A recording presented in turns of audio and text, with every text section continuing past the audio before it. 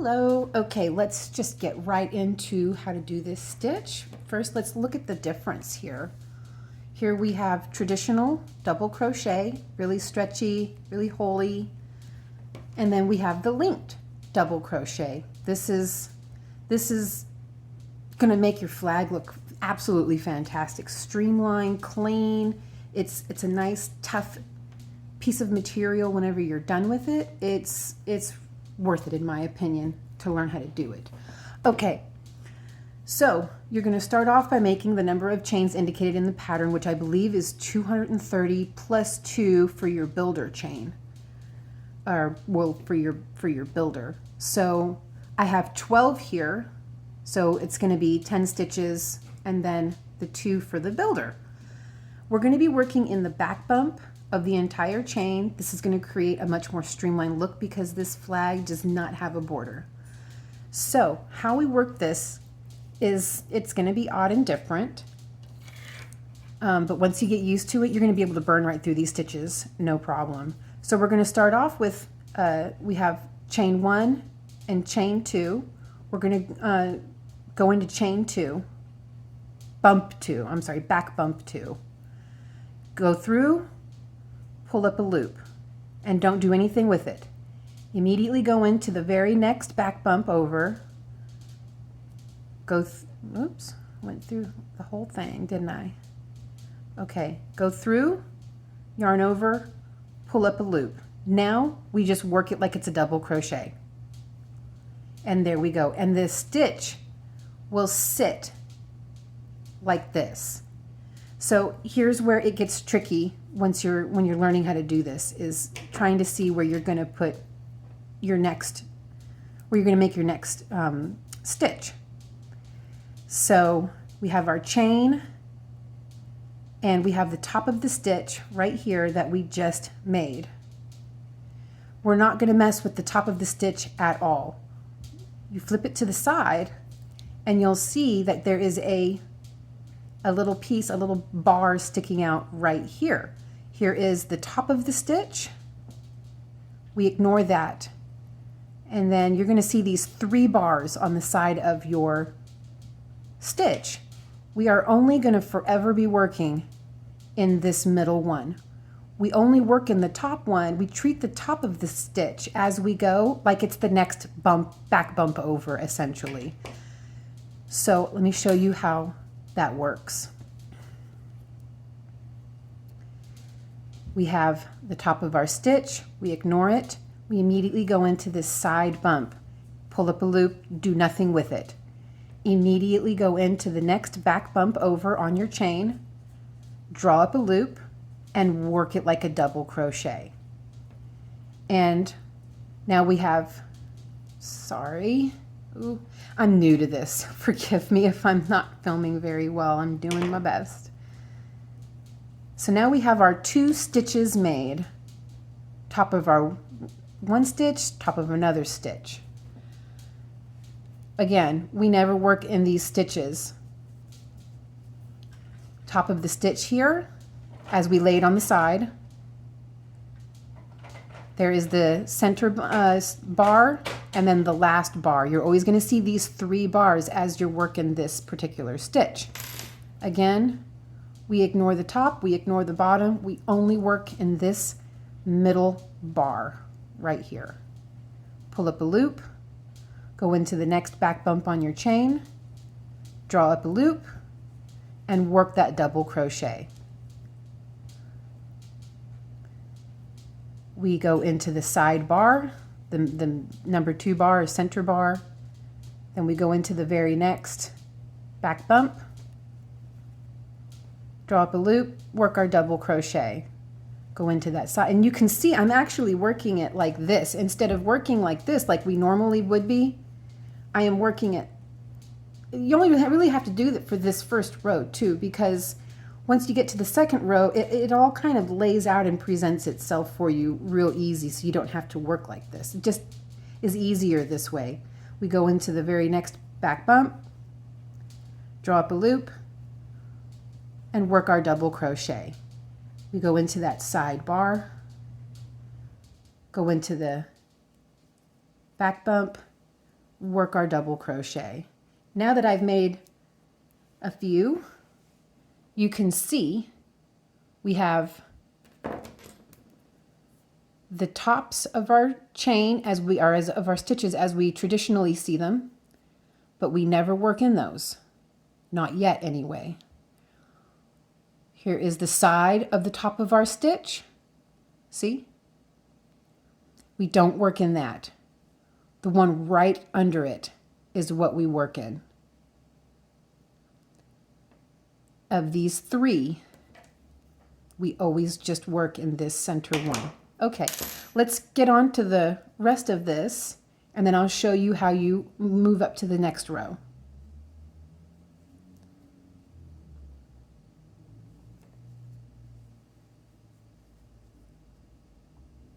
And really, as you're working, you'll notice that you are forming a line right here. This line you can use as a guide to where your next sidebar is. I'll show you what I mean.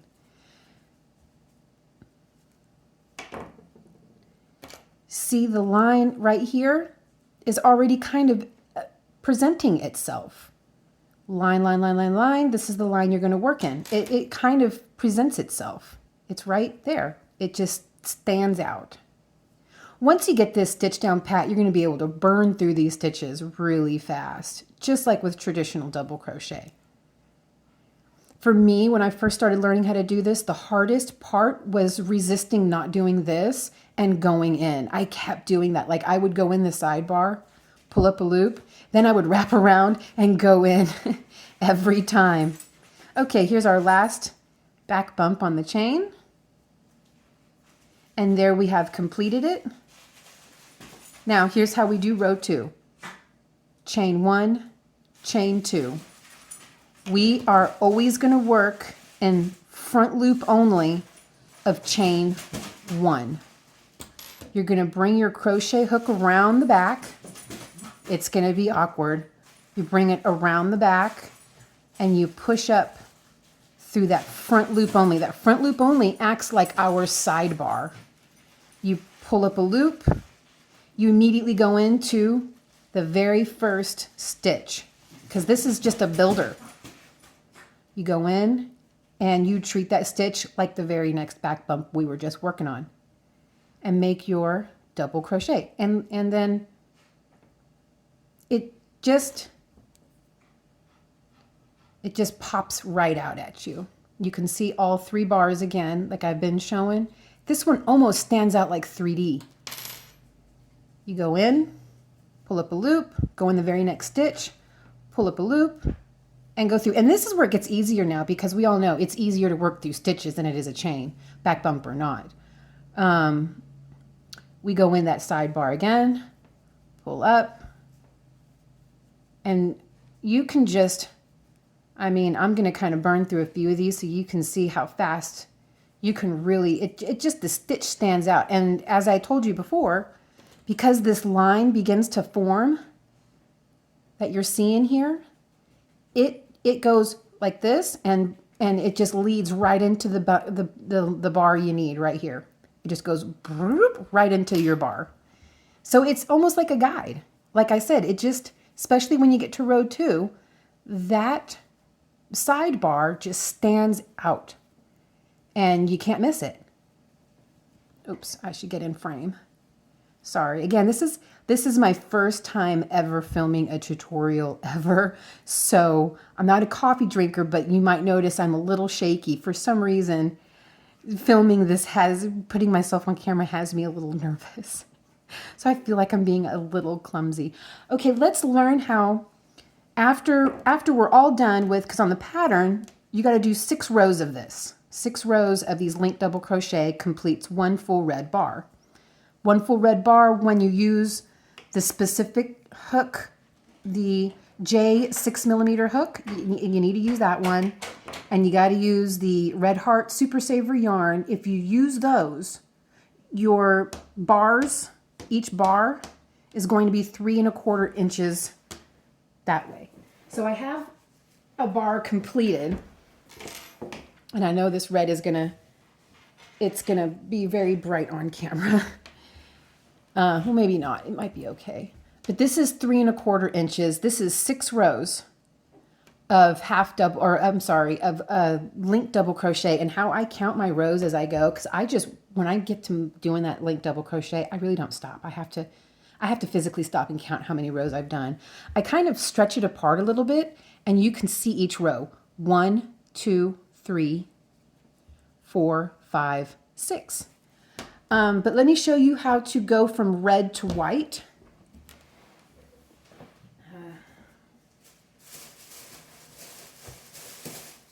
Okay. And like indicated, that's my dog. That's my dog. Like I indicated in my pattern, you will need 2 skeins of the jumbo white Red Heart Super Saver, 2 skeins of the jumbo red cherry Red Heart Super Saver, and 1 jumbo skein of the royal, which is the blue, in Red Heart as well. Okay, so let's go ahead and switch like we are all done with our row. This prepared. Oh, well, I guess I need to finish this row really quick. So I can do that on camera. I don't know how well the stitches will show up because this yarn is quite dark. But let me just go ahead and do this really quick.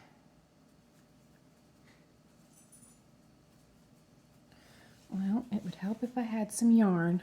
Okay, here we go. I apologize for the chaoticness of this video. Again, I'm not really prepared. I know what the stitch is. I practiced in my head a dozen times how I would do this on camera. Once the record button is hit, everything changes. Okay, now we are at our last stitch. You go in your sidebar, pull up a loop.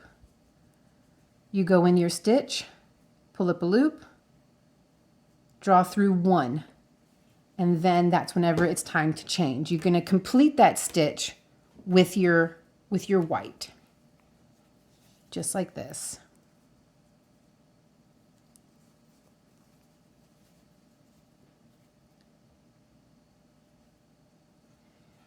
Oops, I'm all thumbs right now, only because the record button is on, huh? Okay, then you chain 2 like normal. You go into that front loop only of that first chain. We treat that like our sidebar. Pull up, go in, draw up a loop, and work your double crochet. Go into the sidebar, pull up, go into the next stitch, pull up, work your double crochet. And that's really all there is to this stitch. And when you go to add your blue, let's just show that really quick. I have that right here. Okay. When you are, I believe, let me look. I'm just looking at my pattern notes. Okay, so the red, when you're ready to start, when you've reached the point where you are ready to start making the blue area where your stars are going to be housed, that is 135 red stitches, a total of 95 blue stitches. So let's pretend that this is our 134th red stitch. You're going to go in your sidebar, pull up a loop, go in your 135th stitch, pull up a loop, do half of a double crochet essentially, and then stop and add your blue to complete the rest of that linked double crochet stitch. And actually, yeah, you want to keep your yarn on this side, because whenever you come back around and start working this way, you can just quickly grab this and pull it up and re-add your red when you're done with your 95 blue stitches and keep going. So you want to keep your red yarn toward you every time this way, and the same with the blue. Once you do that, you want to keep your blue on this side of you. So okay, we have completed our 135th stitch with the blue. We just go into that sidebar like normal, like nothing happened, into the next stitch, and we just keep on working. Now I'm going to show you something I like to do whenever I switch, because it can make kind of a jagged, ugly line between the red, the blue, and the white. As you go up toward the top of the flag, it'll create kind of a jagged line, but you can make it look very uniform if you do this. It will still, the stitches will still kind of blend funny, but not so funny if you try this trick that I do.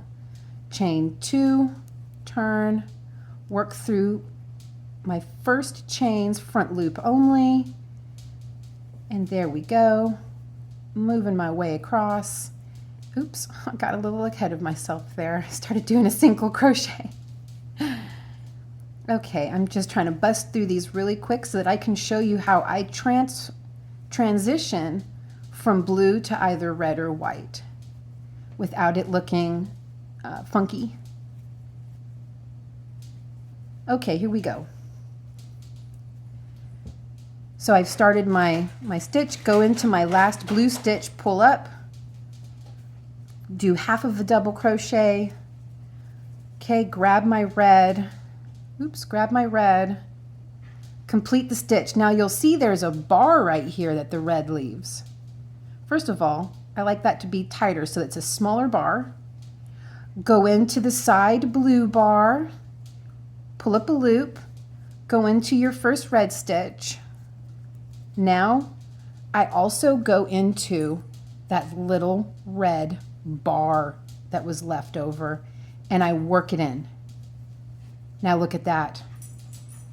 It practically disappears.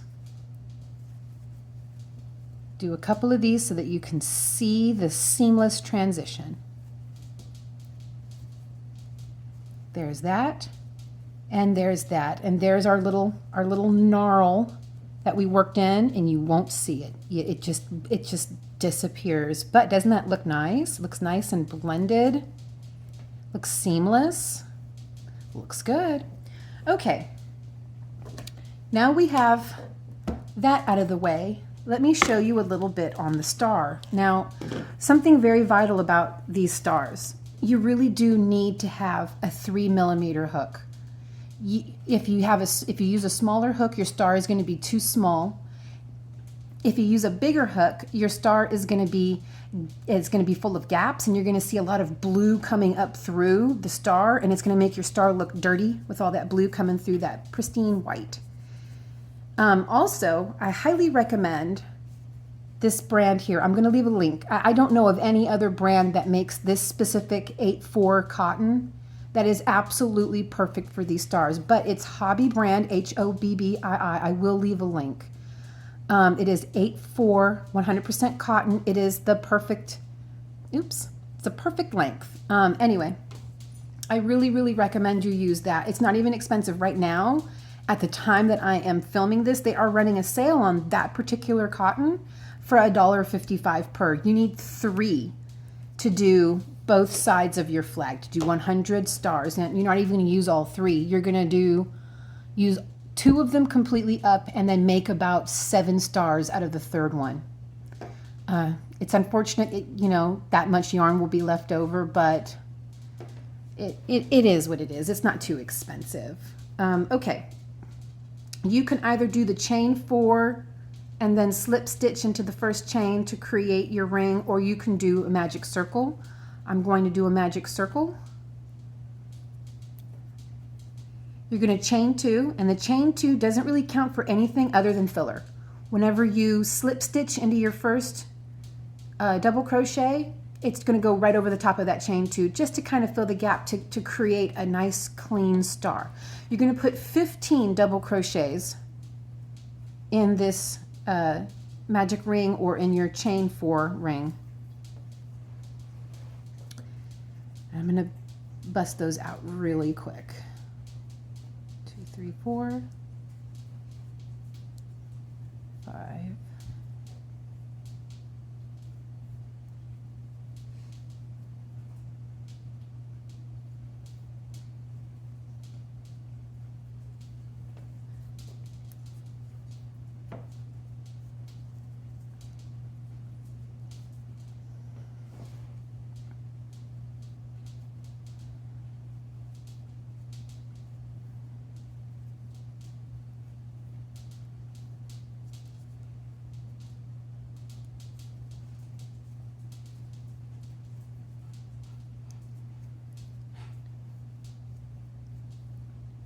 Okay, what I like to do, instead of just straight up slip stitching right away and then stitching my circle, I'll show you what that creates when you do that.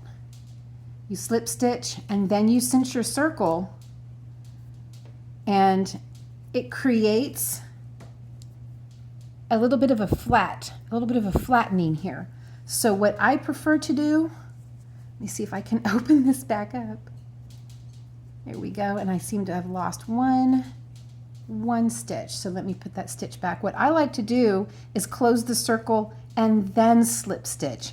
And I feel like that allows the circle to remain round. So I will cinch, and then going over that chain 2, we're going to slip stitch right into the top of our chain, or of our first stitch. And then you chain 5. And look at how round this is, by the way. Do you see the difference?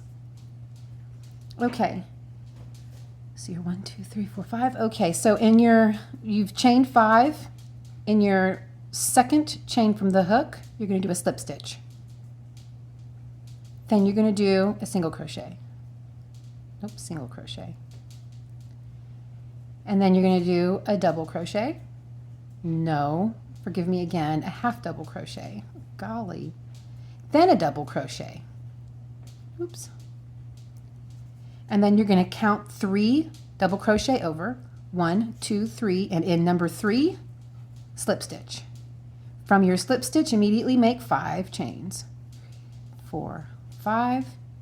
You do your slip stitch, single crochet in the next, half double crochet in the next, and double crochet in the last.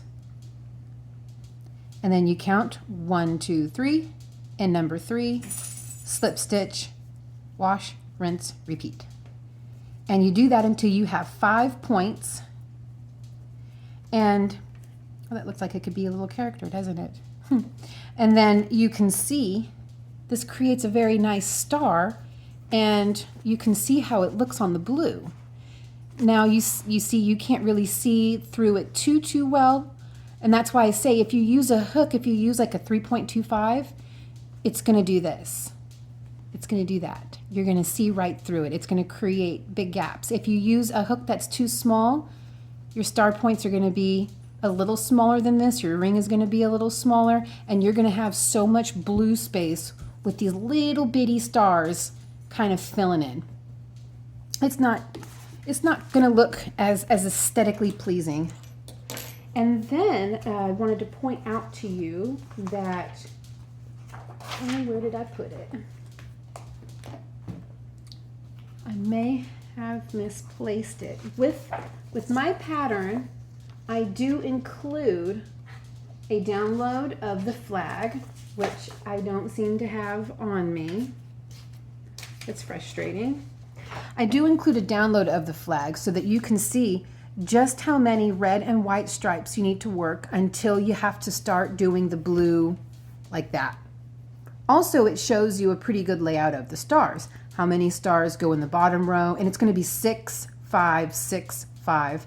Also, you know, I need to find that because it really helps if I can show you what I'm talking about.